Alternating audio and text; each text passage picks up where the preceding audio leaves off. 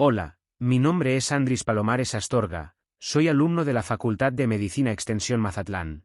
Actualmente curso el 8º semestre. Este vídeo es con fines de aprendizaje de la materia de oncología, impartida por el Dr. Santiago Félix. Antes de iniciar el tema, tenemos que recordar estas definiciones. El cáncer es una enfermedad provocada por un grupo de células que se multiplican sin control.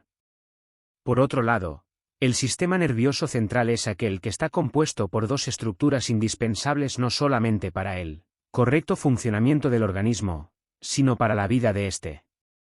Dichas estructuras son el cerebro y la médula espinal.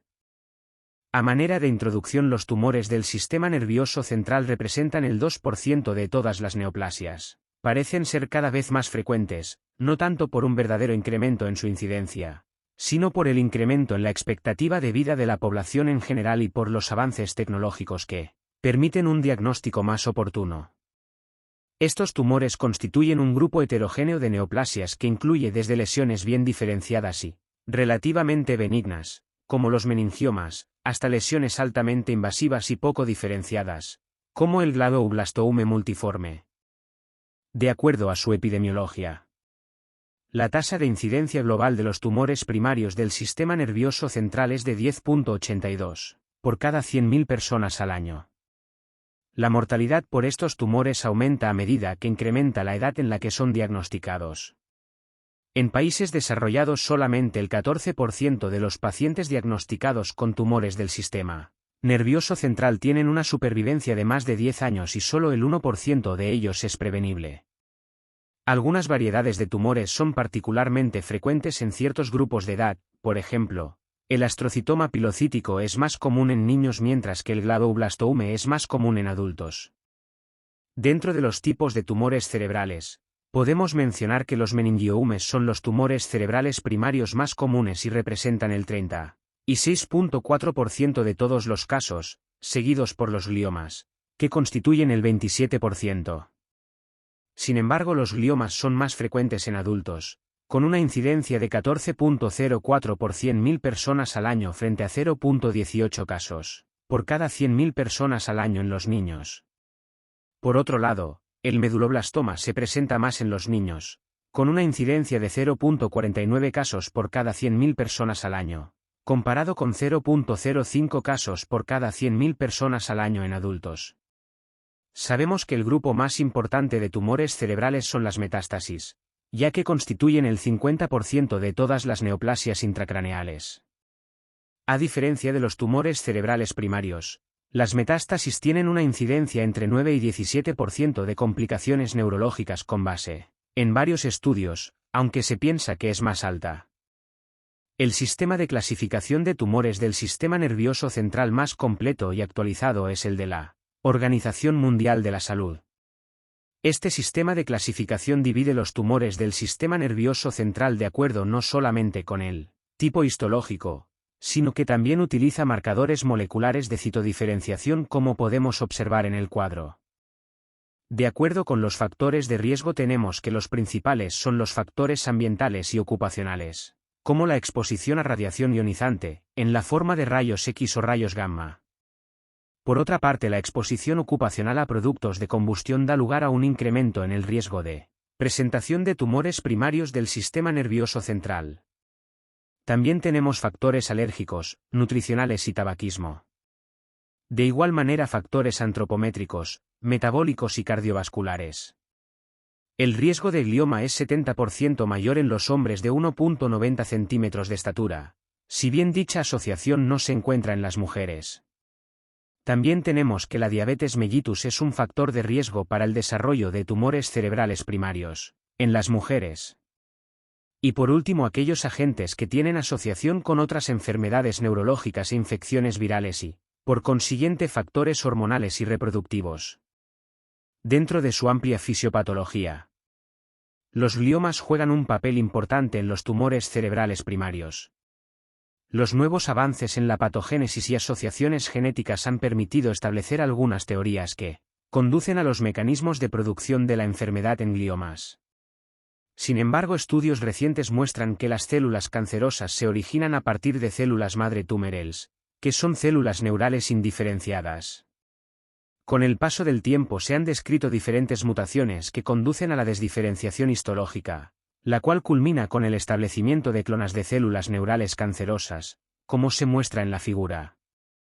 Respecto a los síntomas provocados por un tumor primario de sistema nervioso central se dividen en dos grupos, síntomas focales y síntomas generalizados.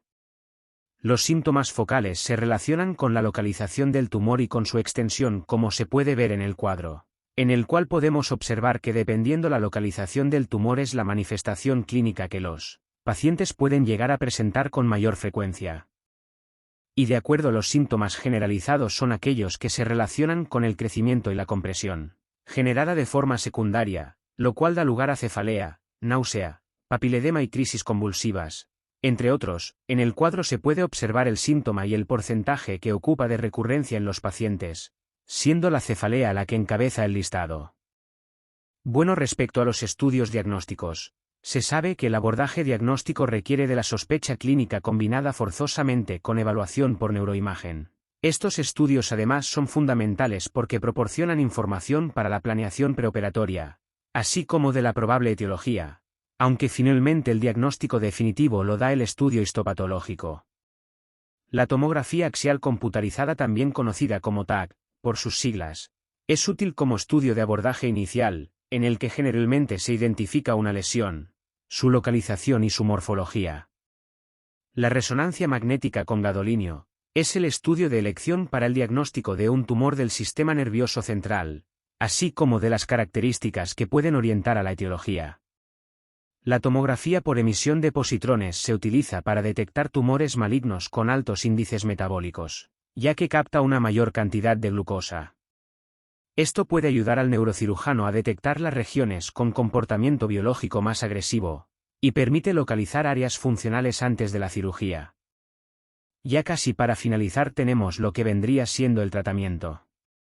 Las tres líneas de tratamiento específico para tumores primarios del sistema nervioso central son la cirugía, la radioterapia y la quimioterapia.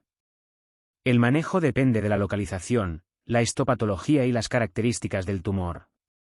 De acuerdo con el tratamiento médico, se dice que generalmente los tumores primarios del sistema nervioso central se acompañan de edema vasogénico y su tratamiento es el uso de glucocorticoides de larga acción como la dexametasona. La cirugía tiene como objetivo no solamente reducir la masa tumoral, sino que, más importantemente, su función es obtener tejido para establecer un diagnóstico más preciso que permita definir un plan de tratamiento. Y vemos que la radioterapia es el tratamiento estándar como manejo adyuvante para los gliomas de alto grado. Y dentro de la quimioterapia, actualmente el fármaco estándar de tratamiento para tumores del sistema nervioso central es la temozolomida, el cual es un medicamento que actúa directamente sobre la metilación del ADN, rompiendo la doble cadena y generando apoptosis celular. Ya para finalizar con esta charla podemos decir que el pronóstico de un paciente con un tumor del sistema nervioso central depende de varios factores. El primero es la histopatología del tumor, y nos dice que cuanto mayor sea el grado de diferenciación tumoral, peor es el pronóstico del paciente. Después tenemos la edad del paciente. En general los pacientes más jóvenes tienen mejor pronóstico. Los pacientes de menos de 60 años son los que tienen mayor supervivencia.